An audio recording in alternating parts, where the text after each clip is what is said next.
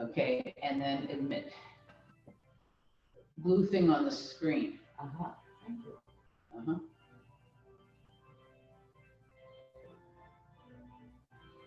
Oh, Margie, yeah. You did it. You did fine. Hi, Margie. Hello, how are you? I'm well, thanks. How about yourself? Doing okay. I'm glad we're online. I mean, On Zoom. via Zoom, because I couldn't be down in Tom Server and up there at the same time. I quite understand. I often, I told Karen, I think I'm onto this retirement thing now. Yeah. We get up in the morning, just get up and get washed and dressed and have your coffee. And then the world tells you how you're going to spend your day. Yes. I felt like, you know, in the old days, I used to make plans for myself. Well, forget that. This morning, Ridgewood Church wanted to know if I could preach Sunday because somebody has COVID, but I don't feel like driving all the way to Bergen County. I'm going to close this door because Sarah's sawing away in there. Yeah, but when Sarah practices, it's not like practice. No. Yeah, she is such a good. All right, well, you know, scripture says where two or more of you are gathered, there I am in the midst of you. So we're a small number today. I think Lynn Hahn is going to join us on Zoom, I'm not sure. Barbara Royce and Mim are going to be here next week, but we'll watch the recording. So I'm recording it. If you hear about somebody else who says, oh gee, I wish I could have come, it's available on recording. But as we begin, let's join in a word of prayer. Oh, good and gracious God, for the beauty of this day, we give you thanks and praise for this company of your people in this good place, this sanctuary where we might gather. We give you thanks. So be with us now. Open our hearts and our minds that as we read and discuss and try to fathom the mystery of race and its impact in human community, be with us and remind us that all by you. All this we pray in Jesus' strong name. And all God's people said. Hallelujah. Amen.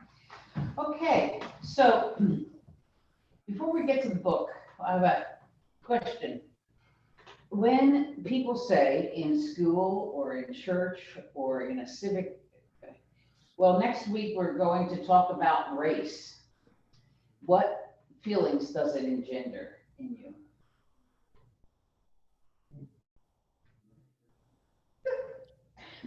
Yeah. I actually changed my appointment with the Sears refrigerator man so I could come and talk about it. All right, good. We are styling girls. We are in the queue ahead of the Sears man.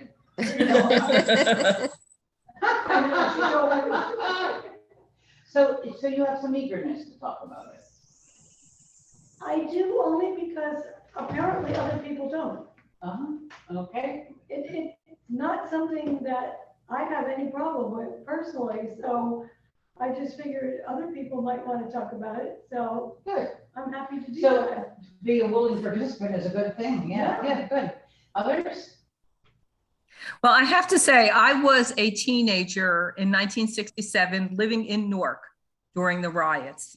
It was in a white community. We lived down neck, you know, it was a German community, but those riots really impacted us. And it bothered me because I had in our high school so many good Black friends. And, you know, I saw them, you know, not as Black. They were just my friends, you know, kids I'd gone to school with for years. And I remember being so upset, even as, you know, a teenager, that this was happening. And I couldn't understand it then.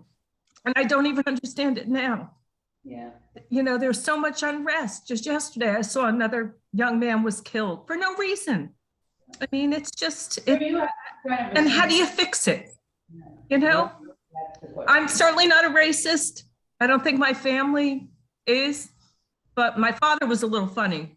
When he was not well and we had to get aides in, he was very adamant that they needed to be white. So we had Romanian ones that spoke no English, but he preferred that to an English-speaking Black woman, which makes no sense. But, you know, he was an end of stage like, and I wasn't going to argue with him.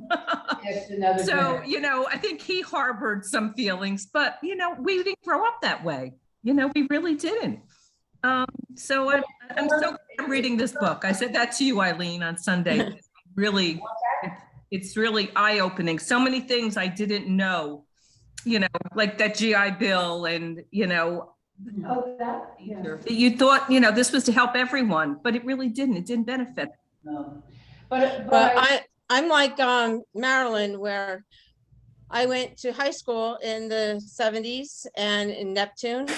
So there was a lot of racial tension, and you didn't talk about it much. The Blacks had one cafeteria, the whites had another, and do not commingle.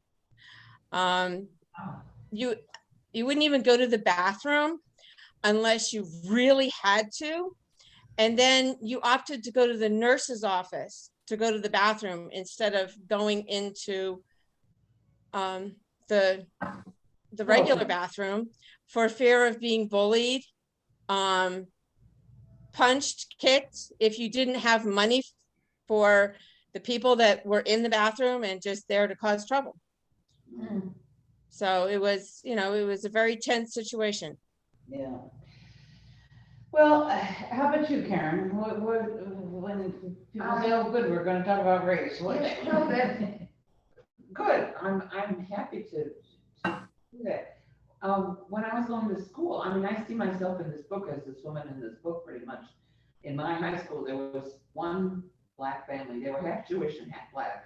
Well, And the two one, minorities. there you go. And the mother was a substitute teacher in school, so we know her a lot. And the younger daughter played the violin in the orchestra. She was sat at the back of the second violin section. She was not a good violinist, and we just kind of, you know, joked around with her. But she knew she wasn't a good violinist, so it was okay. I mean, they were really good spirits, and they were fun people to be around. And that was it. The rest of my life was white. Wow. So, But you did teach in an environment where, what, 70% of the children were Asian. right. Well, that's Which racist too. Oh yeah, that's right.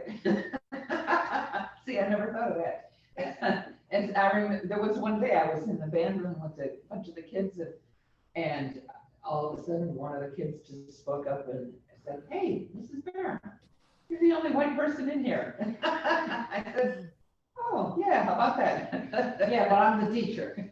At that point, I was just hanging out. It was lunchtime or something. We were just hanging out together. And isn't that funny? I don't even think of it as. Yeah, well, that's why I mentioned it. Thank you. Yeah. I also remember, I took Karen once, several times, but the very first time to Haley Farm, which was owned by Alex Haley, who wrote Roots. And if you remember how Roots opens, he's standing on the porch at what we call the White House. It's a white house, house painted white. And he talks about Kunta Kinte and the old African and so forth. And that's the way the story of Roots begins. And that's probably 80-20 Black to white participants. And I was the theologian in residence there. But can you say a little bit about your first? I would love to, yes. As a matter of fact, the week before I went with Eileen to that place in Tennessee, I had gone to PAM, Presbyterian Association of Musicians, out in New Wilmington, Pennsylvania, to the conference there, and there was like one Black performer. She was kind of like the gospel person. And there was a couple of Black theologians, you know, Kim Reese or somebody? Melva, the woman, Melva.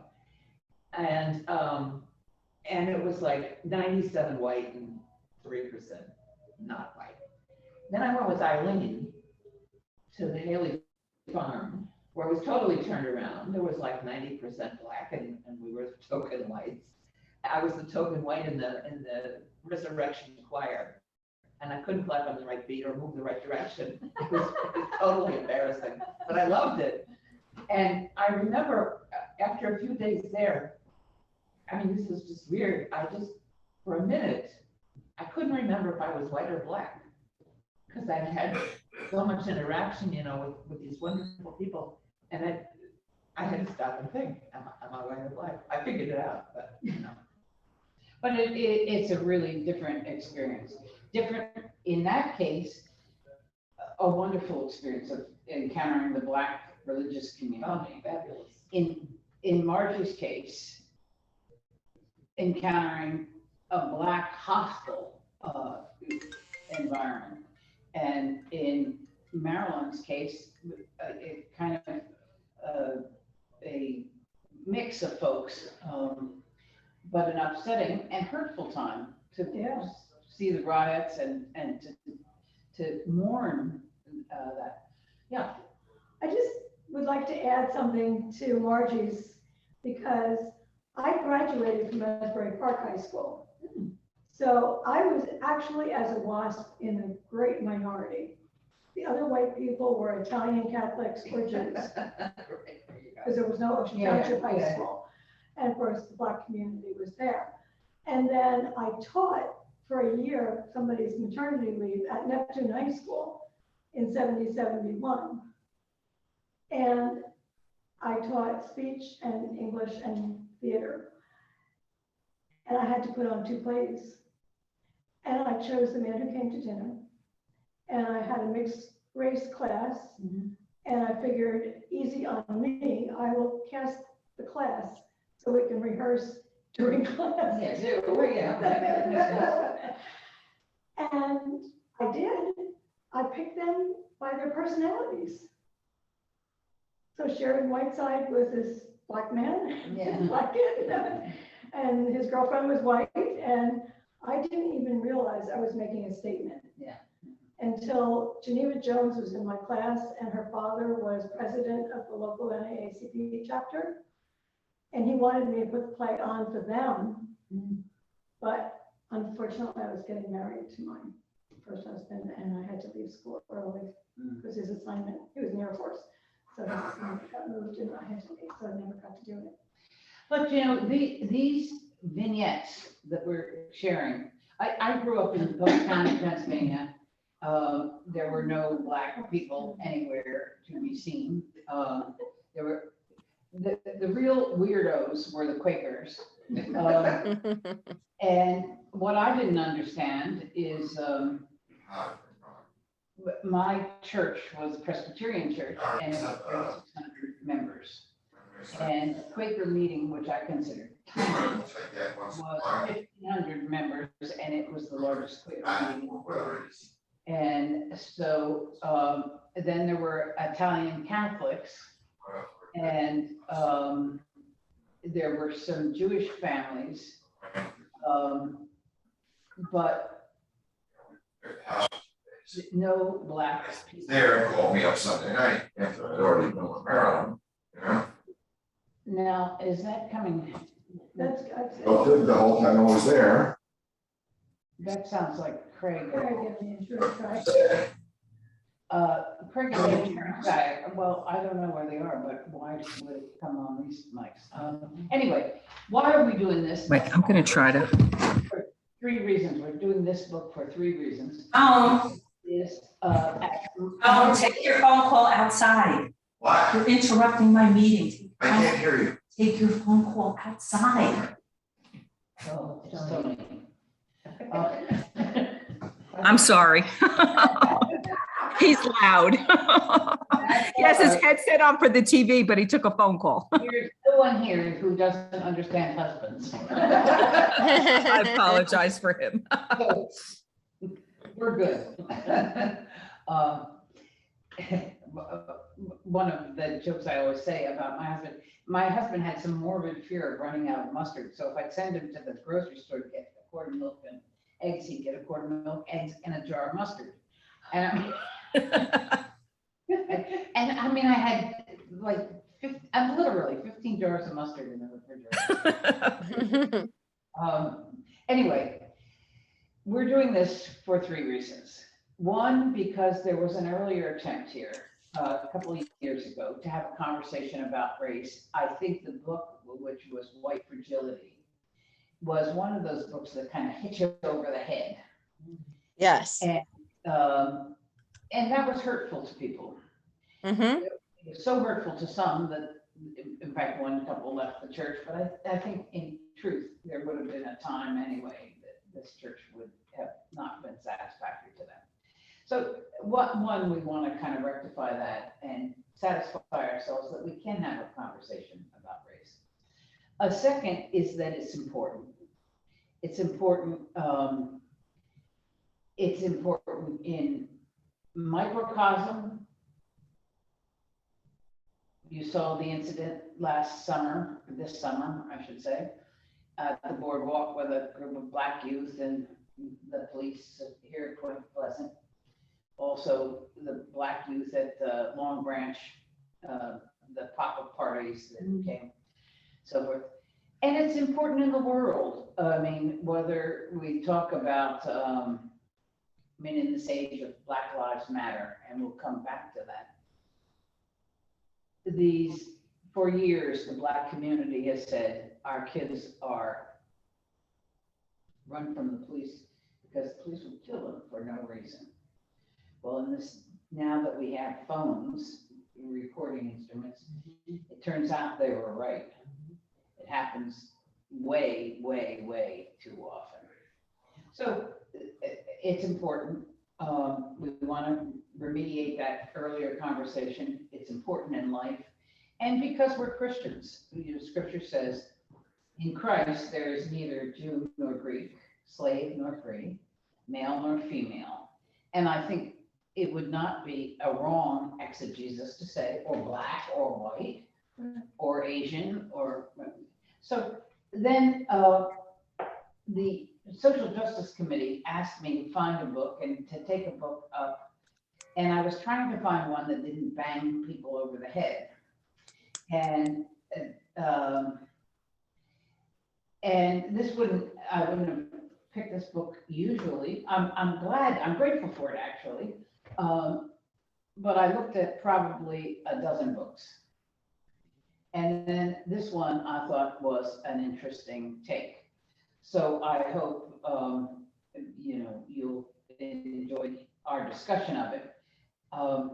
You said, Pat said to me almost immediately, I couldn't relate to the woman who wrote the book. Karen said immediately, I relate completely to this lady who wrote the book. Except I don't go to exclusive clubs, so. Tamp that down. Yeah, all right, okay. Marilyn, did you find yourself able to relate to the lady? I'm a white Anglo-Saxon Protestant, but I didn't come from her level of living. Yeah. Right. My father was a blue collar worker, Yeah. I couldn't relate to that part of it, but it was very relatable. I mean, just because of where I grew up. Yeah, good. How about you, Margie? I found it relatable to not to being affluent, but as far as the upbringing and what you did talk about and what you didn't talk about, and how you seem to suppress feelings. And then, okay, now how do you try and deal with that, especially if you've had a very negative experience? How do you deal with that? How do you come to terms with those feelings and resentment so that it's not an issue? Yeah. And one of the things that you're pointing to, and I think is terribly important, is part of the issue is race and part of the issue is class. My brother was in the Army. So he, was Vietnam era, and his tribe number was like 9 or something like that. So there was no choice. But he was the sole surviving son of a deceased American war veteran. So he went to Korea instead of to Vietnam because he was a sole surviving son.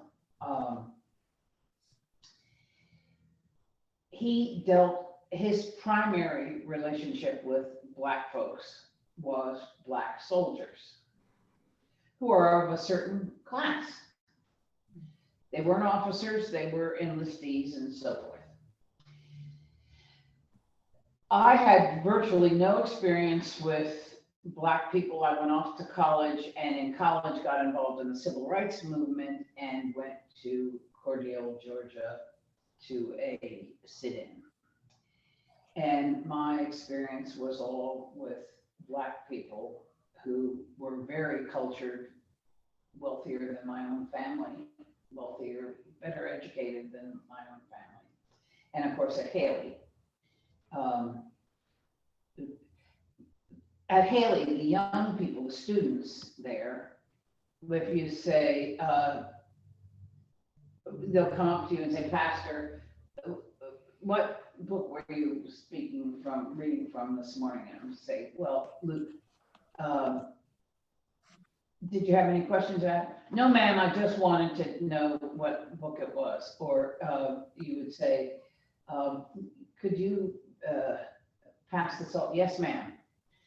So with very polite young people, the teachers were all relatively famous civil rights leaders. Andrew Young and Marion Wright Edelman and Otis Moss and what was his name up from Harlem? It's gone now. Canada? Jeff Canada? Oh, Jeff Canada, yeah, he's not gone now. It was Fred Shuttlesworth. And so, could you admit whoever that was? So, race and class are always an issue, and I think, Marjorie, that's one of the factors in your scenario. Okay, who's there? Oh, okay. Gail, we can't see you, so if you could put your video on, that'd be great. If you can't, that's all right. We're glad to have you. Are you there? Well, maybe not. Put Looks your like audio she's still on. connecting. Yeah. She's still connected now? Yeah. Well, we'll see.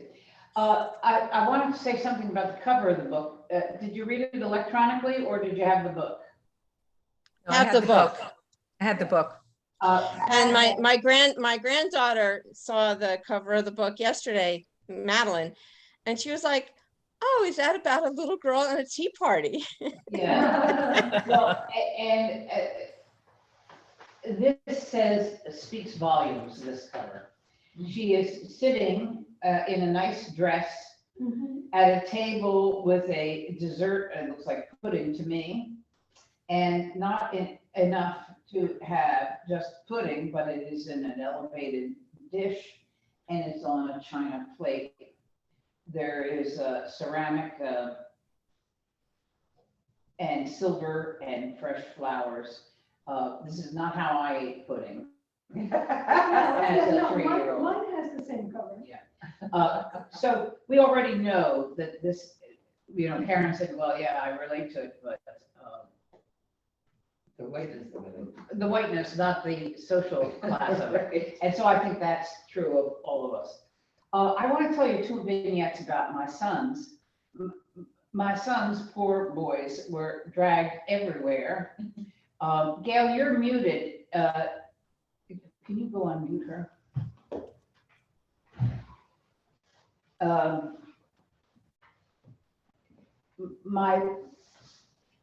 Through all this civil rights stuff, a good friend of our family was Andrew Young, who was mayor of Atlanta, later the ambassador to the United Nations. And my oldest son is named for Andrew Young, and Andrew and Jean, his wife. Yeah, just click on, ask to unmute. Yeah. Oh, you can't unmute her. Hit more, and see if you can unmute her. No, you can't. Okay. No. Okay. I think Gail's gone away now anyway. Oh, no, she's still there. Well, Gail, we're hoping you can hear us. Anyway, when Andrew Lindner was about 3 years old, we were in Atlanta and we were staying overnight for a couple nights with Andrew and Jean. Well, Andrew was the mayor of Atlanta at the Karen, time. can you X out of there? it hit. So the upper right hand corner, thank you. And anyway, because I was pregnant with my next child, and so my husband and Andrew and his brother-in-law Stan and little Andrew and Bo, their youngest child, who's also named Andrew, people in a rut here, all went to the baseball game. The Atlanta Braves, I think it's called. He was the mayor, so he has a box, and it's a very nice place to see the baseball game. And then afterwards, they went to some Black-owned restaurant, and they had pizza or whatever they had. Gene and I were home with the girls. They have girls also, and in due course, my son came home, and I got him in the bathtub and then into bed, and I was tucking him in, and he said, "Mom, when I grow up, I think I would like to be black." I said, "Oh, really? You really?" Okay. He said, "Yeah, it's really more fun than being white." I said, "Is that so?" He said, "Yeah, you gotta see where the black people sit. It's a big room, and there's treats there." Fine, go to sleep, you know. Well, you know, he conflated two things. You want to read that message? Well, it's kind of to both of us. It's a guy who's working on our house. Anyway, so that was Andrew. Then there was Peter. When Peter was in 4th grade, he came home one day, and they were learning about Dr. King. I think it was, you know, in January, MLK Day, and they were learning about it. And Peter came home, and we were eating dinner, and he said, "When black people marry white people, then their babies are light brown." I said, "Yeah, basically, that's the way it works, yeah." He said, "Well, that's what we should do. They should make a rule that everybody has to marry somebody who's not their color, so that in the end, we'd all be the same color." I used to think that. And that was his solution to a rather global problem. I didn't think of it as marrying. I just thought we should all be the color of Lena Horne. Well, I look like Lena Horne and sing like Lena Horne. Exactly. Instead of frying ourselves on the beach. Yeah. I'm good with that. As my kids would say, I'm down with that. I love it.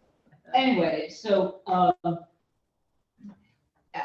also the later in life, when the kids were 10 and 6, we went to Australia at the World Assembly of the World Council of Churches, and we were there for a semester. But my partner, I was the leader of the worship committee for this assembly, and my partner was a then young priest named Desmond Tutu. And he, of course, later became a Nobel laureate and became very famous and so forth. But some months later, he came to visit in New York, and he stayed overnight with us. And in the morning, you know, we were busy getting everybody's lunch packed and so what. And when it came time to go into New York City to our offices, I said to my husband, "John, where's Desmond?" He said, "I thought he was with you." I said, "No. I left him in the kitchen having breakfast with Andrew." So we looked all over the place. We couldn't find him. Well, you're absolutely not supposed to misplace an archbishop. Even I know that. So we went down the street, and I said, "Look, the elementary school is just down a block." So I went in to see if I would ask Andrew. Well, I went in, and of course, as I got to his room, the principal and the school nurse were standing in the doorway, and some parents, and well, here was Desmond Tutu. Andrew had more or less taken him as show and tell. And, and Desmond, very diminutive, very small man, both slight and short. And as I got there, there was a boy named Brian, who's red-haired, freckled Irish kid. And he said, I guess they were asking him questions or something. And he said, "Why are you so short?" Desmond said, "Well, I'm a Hottentot. And as a matter of fact, I'm a rather tall Hottentot." He said, "You look like an Irishman to me, but you're a very short Irishman." And Brian said, "Well, I'm only 6, I mean." So, I think, I'm not sure how all those relationships formed my kids, but I'm pretty sure it's different experience than in our generation. And so I think when we approach the issue of race, we're always crawling out of a particular history that may suit us well or not suit us well. And so if you have only the experience of Haley Farm, maybe you walk in a bad neighborhood at night without a care or worry in the world, and that's not smart. But that's not because those people are Black, it's because they're poor or drug addicted or, So these are rather complex. What made me choose this book in the end?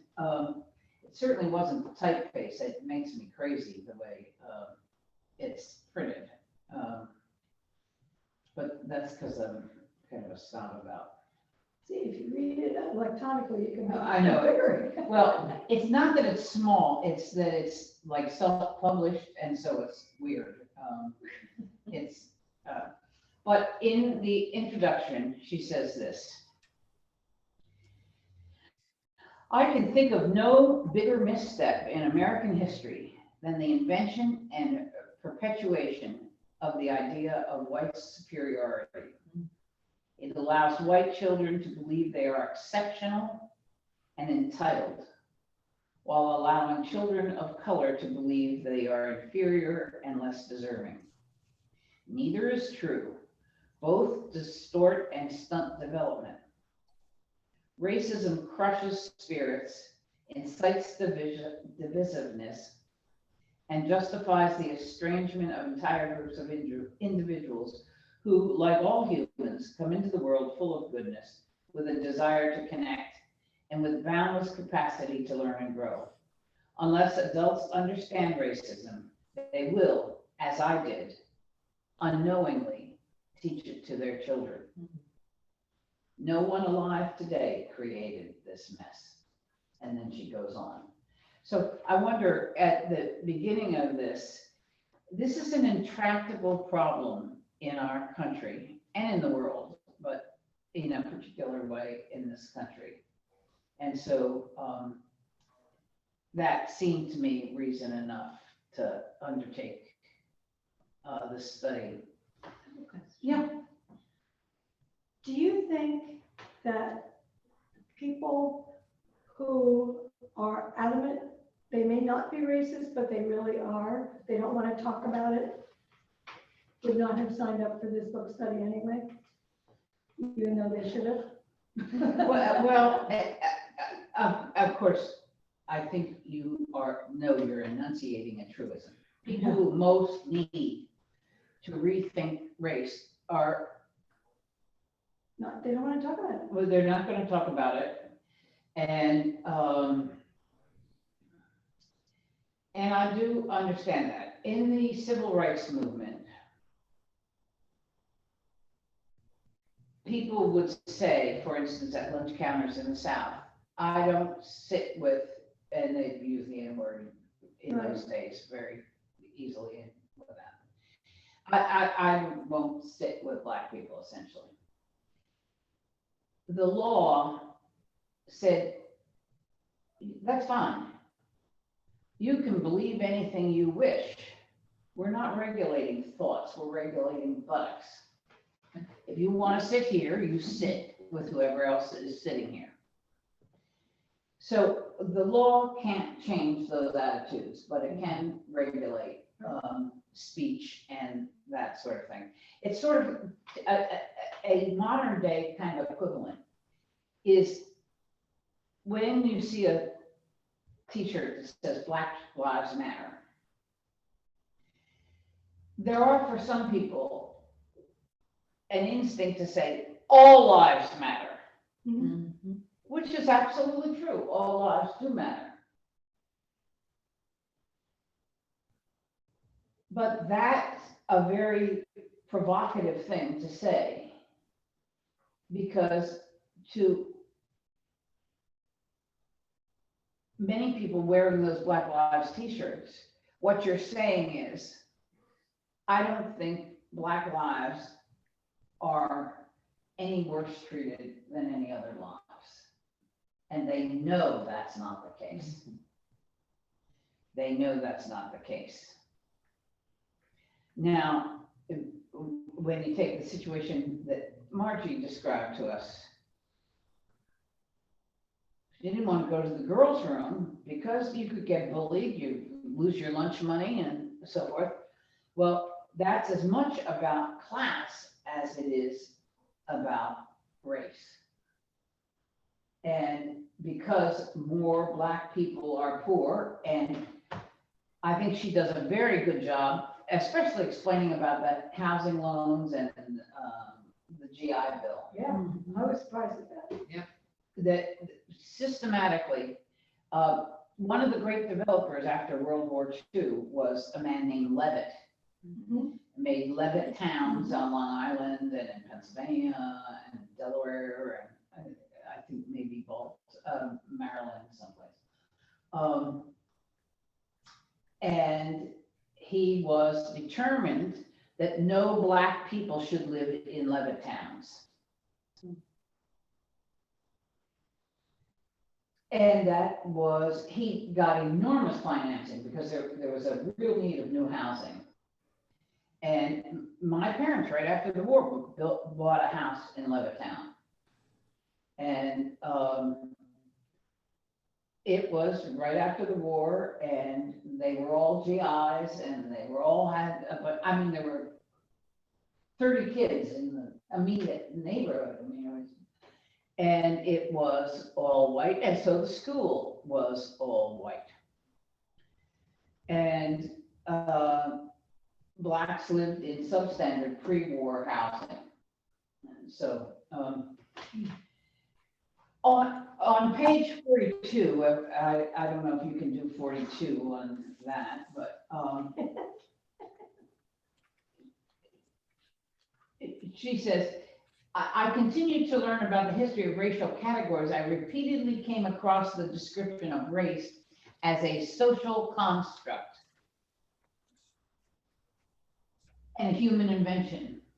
The idea of race was human made. It begged the questions, what person made it up, when, and why?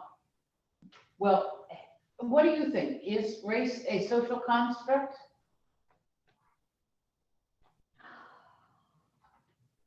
Has to be. We're not born that way. Well, we are actually. We are born with some racial characteristics. I mean, Yeah. some are Caucasian, and some are Black, and some are Asian, and some are Native American. Don't you think in this country, because our country was essentially founded by white men, many of whom were slave owners, that has just perpetuated it? Absolutely, I do. Absolutely, I do. The question is, how do we dig ourselves out of the consequences of that? Yes. What do you think? Is race a social construct? I do. Margie, what do you think? I think it is. Yeah. Well, you know, this is interesting because I find myself knowing that the right answer is yes, it is a social construct. but it is also a culture, a music, an art, a way of being, a way of interacting.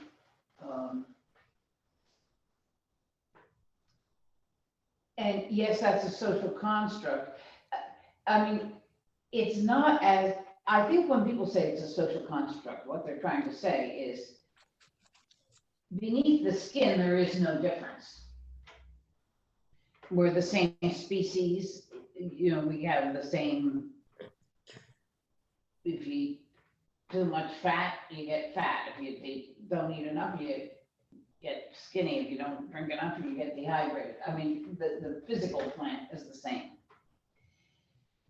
And it is a social construct, but I think when people say that, they're saying it, and so we can construct it another way.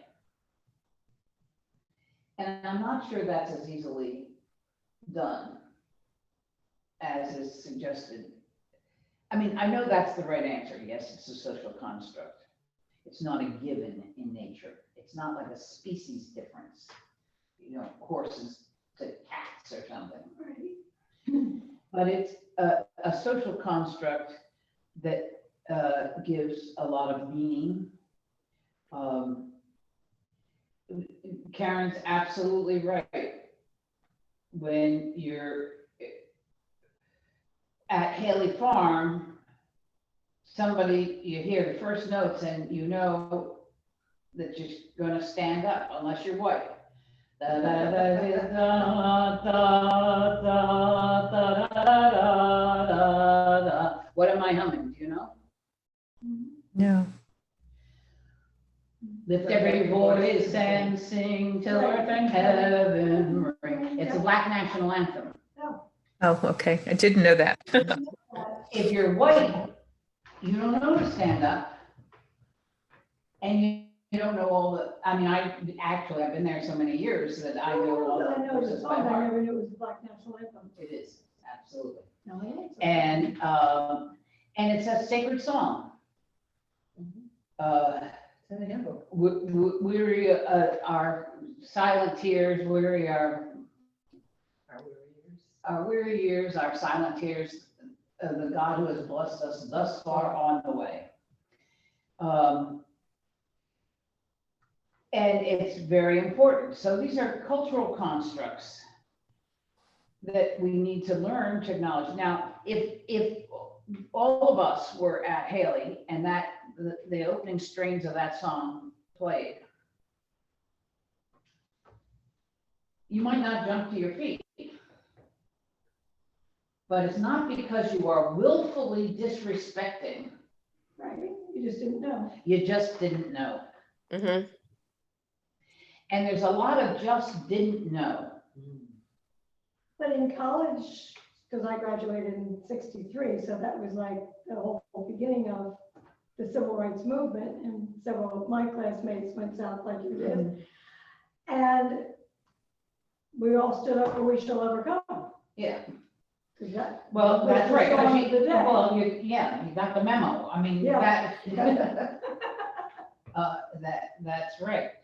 So this idea of a social construct is that it can be manipulated. That's changed.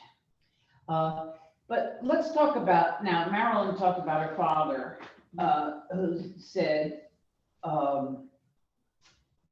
I'd rather have the Romanian woman who doesn't speak a word of English than the Black aide. I grew up with my mother, my mother had a physically handicapped, mentally retarded daughter. I'm not that one. It's a different one.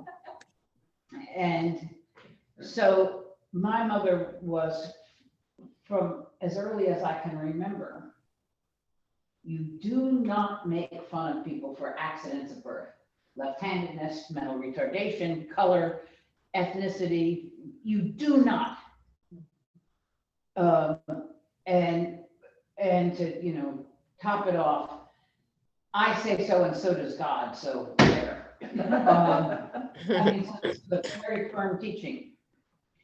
When my mother was 95, she took ill. The first time she took ill in her whole life, at 95. And she was in that care center in Ridgewood. I brought her near me because I was pastoring a church and I couldn't come down here all the time. So I put her in there to her recovery. And she said to me, "Do you know who gave me my bath day? A black man." And I said, "Well, I'm sure you're not the first person that," she said, "I just can't believe that. In all my days, I've never had a black man give me a bath." I'm giving you a bath. "Oh," she said. "Well, that's not the point I was making." Well, yeah, it was actually. I mean, there was no malice in it. Right. Just kind of a wow. And I'm quite sure my mother had white male doctors all her life. Oh, yeah. But she was of a generation. I remember I took one of my boys to the pediatrician, and we had a woman pediatrician, and she wasn't there that day, and he had an earache or something. And so we saw a different pediatrician who was also a woman. And when we left, I had this little booger in my hand, and we were walking to the car, and he said, "Mom, can boys be doctors too?" All right. Yeah, but only a few of them, and they have to be twice as good. True. So these stereotypes are formed very early in us, and they surprise us. Then one of you said, I think it was you, Marilyn, you had friends that were just friends.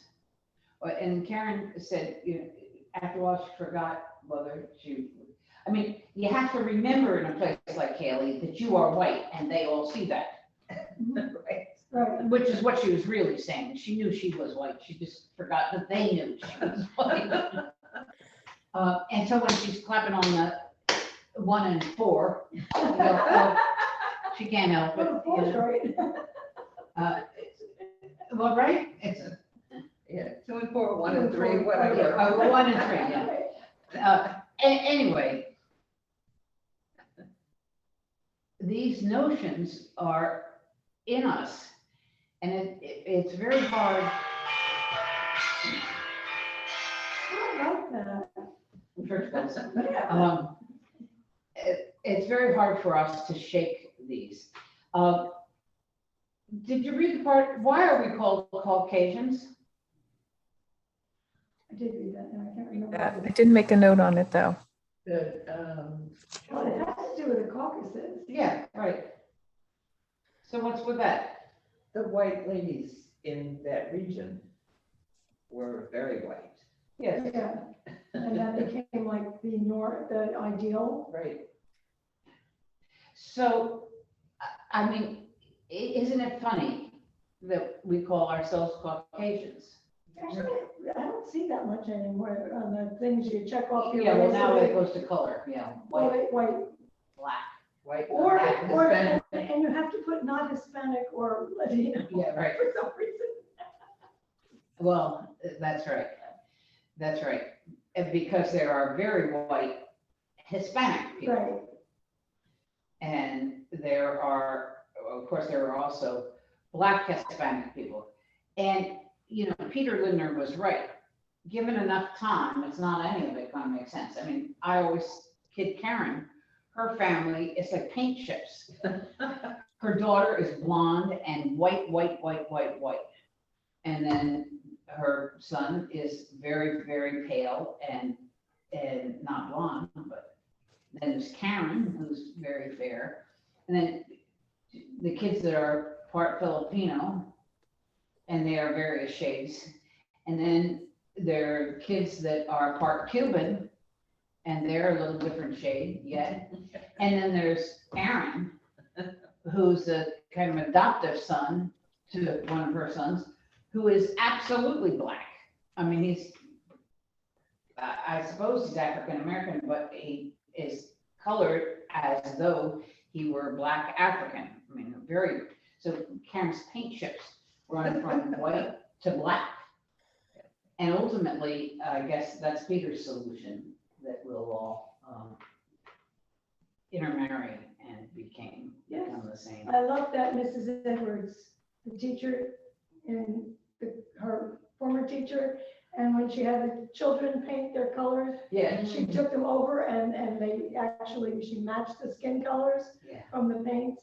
That was so cool. Well, do you remember in your crayon box, the flesh colored? Of course, Yes. It wasn't my color. it wasn't anybody's color. It was like Yeah. Almost tan. yeah. Yeah. I mean, Maryland's the closest. Maryland's coloring is the closest to the flesh color. Can I just say something, Eileen? You know, in reading this book and a comment you made today about class entering into it, I think back to one of my favorite books that I've read in the past year, Where the Crawdads Sing.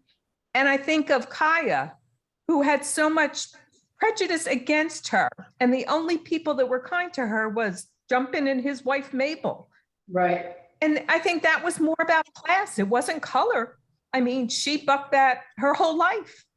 Yeah, I love that book. So it's really not just about the color of your skin. No. It really does enter into it. And it's, and frankly, I am no fan of some of our roughneck white kids. I, for one, don't get tattoos. I mean, I don't get it. Yeah. And, you know, a kid roaring around, we laugh because in our neighborhood, there's a kid that's got a car that sounds like an airplane. And driving down the street. Well, I'm no more comfortable with that culture No, than I'd be with the girls in the girls' room at your school, exactly. Margie. And that's class. That's not race. In fact, I don't even know what race that kid is. It just, we only hear him. Hey, yeah. Probably white. Brick used to be all white. Well, We used to call it Kentucky. well, really, we live a half a mile north of Maple Leaf, Right, and that's all black. now, but it So, wasn't. Well, we weren't here then. I know, it just became that way though, I would say, in the last 10 years or so. There were no black kids in Brick. Well, there are quite a lot of black kids now. I mean, we see the kids Oh, I know. going to school. Yeah, and I stuff. know. All right, so what are your impressions about the book? It was an eye opener. I've only read about 15 chapters, but what I've read has really opened me up to so much more. Yeah. I'm anxious to get through it to see how she resolves it herself. Yeah. Well, and one of the things that's interesting is as we read this, and you know, when it opens it up to questions like the GI Bill, that's a very good, clear example. Yeah, that just floored me. Most people's wealth, most people, is built on home ownership. They buy a house for some price and some years later sell it for a higher price. And they build equity in that. And that's how most blue collar whites become middle class whites, is through home ownership. If you're systematically denied that, then it's very difficult to find another ladder that gets you there. And if you don't get there, then other things, you go to less good schools and you so on and so forth. Or if you depend on transit as opposed to your mom driving you to flute lessons, hockey practice, diving practice, Sunday school, or youth fellowship or whatever. Well, that's one thing when you're middle class and mom's driving you around. Even, or in my case, my mother was a single mother, but I had a lot of extended, my mother had 5 brothers and sisters, and they all lived in this 1 mile. So there was always somebody going wherever. And so I was driven around. Well, a black kid in a black neighborhood can only go to those places if they have the bus fare to get and the bus connections to get to all those places. And it's much harder to do with bus schedules than it is. So, you know, these things. But you're right, Marilyn, these open your eyes. The question is, how do we internalize what we learn and not forget it when we encounter either an incident in the news or a person on the street? And what are we to feel? If we feel pity, that doesn't help us much, does it? Yeah. It doesn't help that Not person. at all. And none of us wants to spend the rest of our life feeling guilty. I mean, that's not working for me anyway. No. I want to be respected and I want to be respectful. But I don't particularly want to feel guilty for something that I didn't do. But I also don't want to ignore what I've learned, that there is guilt to be enunciated here. That is to say, people were systematically denied. So what else? What do you think of the book? Marjorie, now you read White Fragility. How would you compare this book with that experience? This book was a lot more gentle. It didn't make me cringe.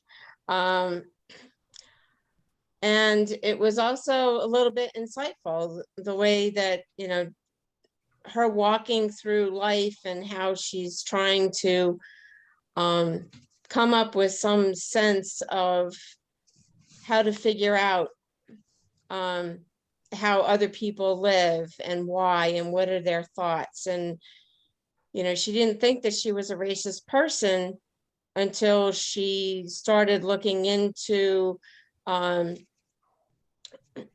different cultures and, you know, the way that they were brought up, and different, like when she went to this this one conference, Wheel Law Conference, I think it was, and how she was in the minority. And they had one thing that stood out was when she had seen this one like rough draft of a video that they were producing, and they wanted comments, and she was like, well, I need more details. And then, you know, it erupted into a lot of anger.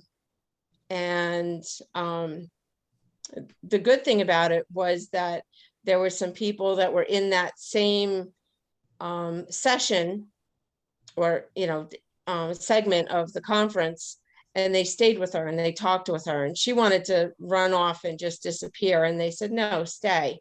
And so she learned a lot. So she understood kind of where they were coming from and why, and it kind of had her looking at her life where, you know, she didn't have any of that growing up, and she didn't talk about things.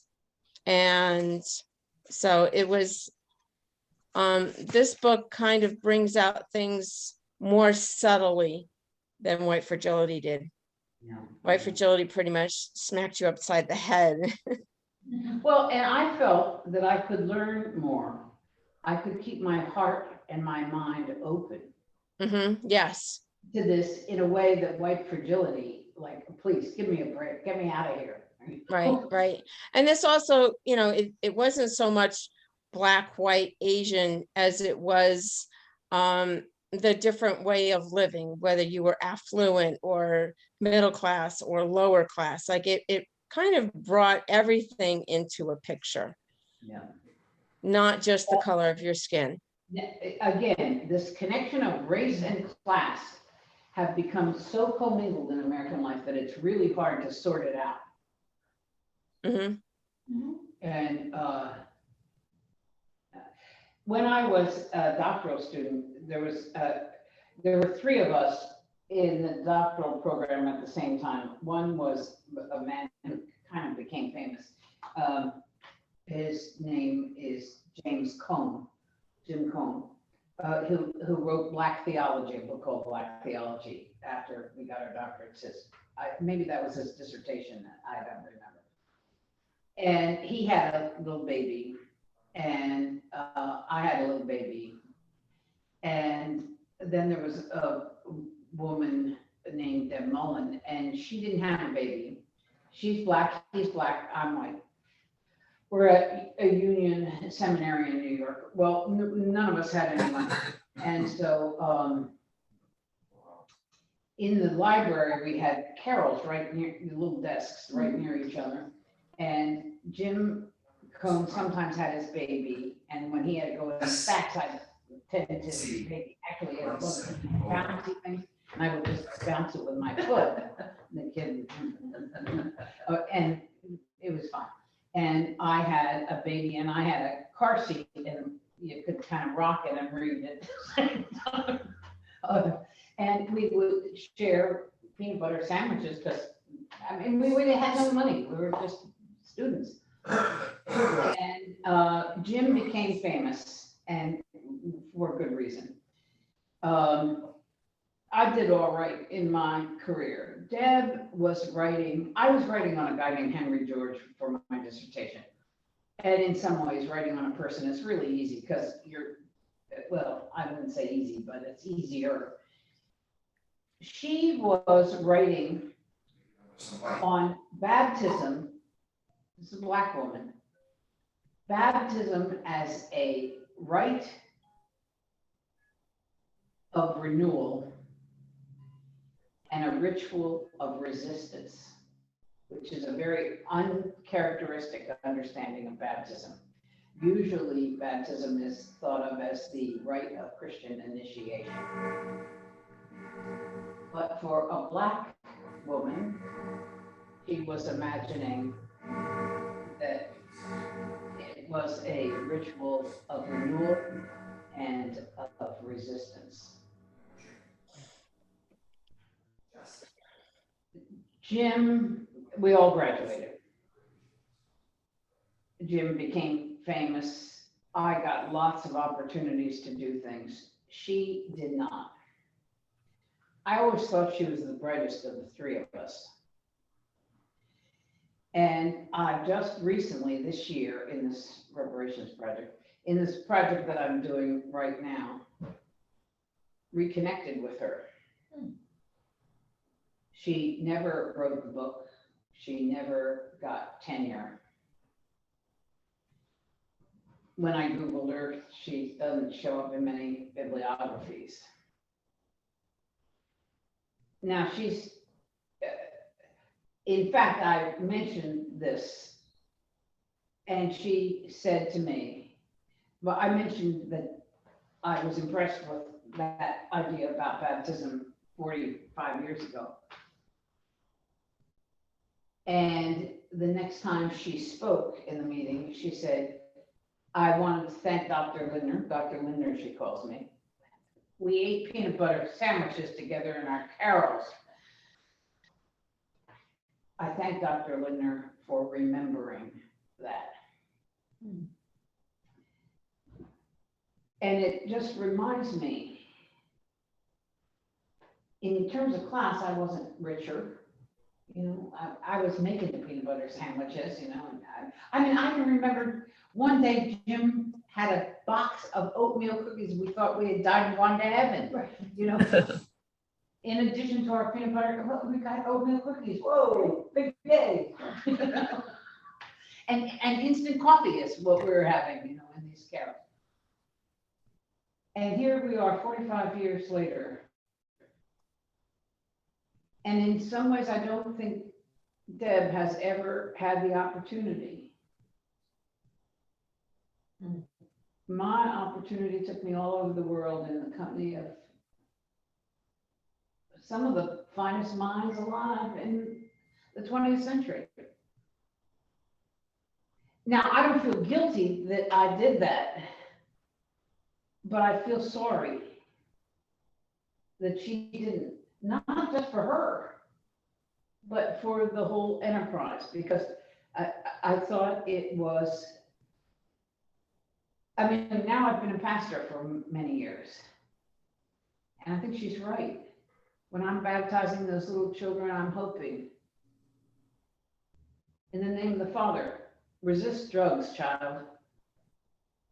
In the name of the Son, make good decisions, be safe. In the name of the Holy Spirit, live well, be a good person. It is, she's right. It's in part a resistance. And she never got to write it. If I had had the brains to have that insight, I'd have been published. And I know that. I mean, I wrote on a guy.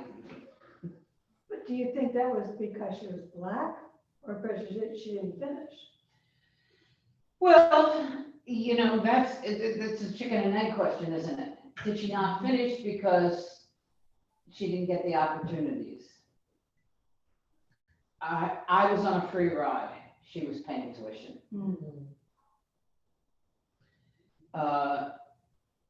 Yeah, I was married too, and that helps in the economic thing. Of course, I also had kids, so I had more peanut butter sandwiches to make, but you know, I don't know. But anyway, so some more. What now? You weren't so easily. It's funny, on the back of the book, there's a picture of Debbie Irving, and it's so sweet. She has pearls. She does. Would you expect anything else?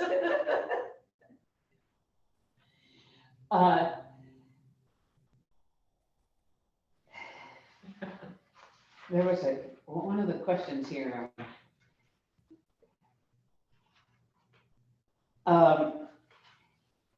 We talk about the melting pot, and in fact, America is more of a stew than it is a melting pot. I mean, do you know what I mean? Yes. That the carrots are still distinguishable as carrots and parsnips as parsnips. We're not blended together. Yeah. And we largely live separate lives. So what else? What did you think of the book in general? You said you couldn't relate to I her. couldn't relate to her, but Come on, you have a pair of pearls somewhere. I know you do. I actually do, and they were like the gifts, you know, in Yeah, right. 8th grade high school somewhere. That's where I got mine too, yeah. But 8th grade graduation, I yeah. think. We might have had the same parents. But I admire the fact that she wanted to do this, that she cared about being so white, that she wanted to make that difference and get out of her own sense of guilt in a way that she had, and realizing that that's the way she was brought up in large part. Not so much to be racist, but to be so polite and to not say anything and not confront and not deal with. And then looking back on her father being crushed because he voted a Jewish guy out of joining the country club. Mm-hmm.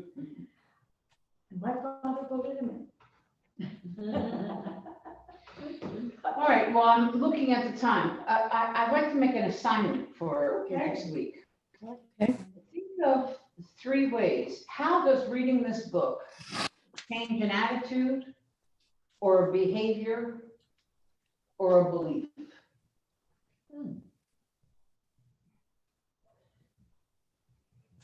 Are you with me? Attitude? Attitude, behavior, and what was the last one? Belief? Belief. Belief. And I think we'll be joined by some more people, you know, that are going to do this on For us or for other people? No, for you. Correct. Now, we're gonna do this 2 more weeks. So next week, I want to finish talking about the rest of the book. I mean, today I really wanted to introduce the subject more than the book, but talk about the book. So keep reading, Marilyn. I will. I know you got halfway through or a third of the way through or something. Yeah. But it's worth reading. I mean, and Margie's right. It is a gentler book because one thing I really like about it, you admire her, and I do too. I also admire her ability to say, you know, I never thought of it that way. And I think we all need to do that. And then we want to ask ourselves, we are right now in the great resurgence of a Christian white America. Aren't we ever? Now, if you ask in the Black community, how did all that take place? Last night I was reading a magazine. I get something, it's the Columbia Journalism Review. It's called The Week. And it takes a topic and it says, this is what the conservatives say, this is what the liberals say, this is what we think. And so it's like a digest of it. And it was talking about the rise of fascism in Italy. Hungary is no longer a democracy. Maloney is the woman who was just elected from the neo-fascist party in Italy. I mean, you'd think after Mussolini, they might have done with that, huh? But Would think. Now, that oh no, generation's yeah, that's gone. Anyway, I was reading that and I was thinking, you know, how does this sort of rise of white Christian nationalism in our country relate to that? And then I turned to think of maybe I should look at this and make sure I have a few notes for tomorrow. And I thought, you know, many in the Black community would say, whatever's going on in Europe is going on in Europe. People in the Black community will tell you very quickly, this pushback of white Christian nationalism is the white community's reaction to the first Black president. Mhm. And for most of us, that would be the first thing we think of. No. So we've got a lot to think of over these next couple weeks. So I really thank you for sticking in here with us. Marilyn. Oh, thank you, Pastor Eileen. You bet, my pleasure. You keep me posted on your tests and Tony's I tests. will. I'm almost afraid to test. It just, we have so much going on. We're supposed to leave for Boston on Saturday. So this is really going to upset the apple. Them. They were relying on us for childcare. Friday, Saturday is 5 days. Yeah, for him. But if I then come down with it, that's, Yeah, well, I'm not going there. We'll see. don't get ahead of yourself. I'm not. I'm not. He could actually have a cold. Yes, he could. He could just have a cold. Sinus infection. But it is.